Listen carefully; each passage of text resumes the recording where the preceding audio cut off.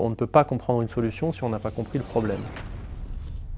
Pour expliquer ce que c'est que Bitcoin, en règle générale, je vais passer plus de temps à décrire non pas Bitcoin, mais à décrire le problème auquel Bitcoin répond, puisque on ne peut pas comprendre une solution si on n'a pas compris le problème. Et donc en fait, ça peut être un peu frustrant, mais avant de comprendre Bitcoin, il faut passer un certain temps à comprendre comment fonctionne le système monétaire actuel, et donc pourquoi il est cassé, pourquoi est-ce que l'inflation est quelque chose de très récent, pourquoi est-ce que ça vient ronger le pouvoir d'achat des gens, pourquoi est-ce que ça vient permettre certaines dérives liberticides en démocratie, pourquoi ça permet plein de choses qui ne sont pas forcément réjouissantes, et en quoi Bitcoin est une solution à tout cela. Quand on a toute cette problématique en tête, Bitcoin répond en étant deux choses. Un système de paiement, donc c'est un équivalent de Visa, Swift, Mastercard, etc. Donc c'est un système technique qui permet de s'envoyer de la valeur en ligne sans intermédiaire. Et c'est aussi une unité de compte qui est indépendante, qui n'est pas contrôlable par un État ou par une entité centralisée, et qui donc se comporte un peu plus comme un métal précieux, comme de l'or par exemple. Donc c'est à la fois de l'or numérique et un système de paiement. Mais pour comprendre l'intérêt de ces deux choses ensemble, il faut souvent passer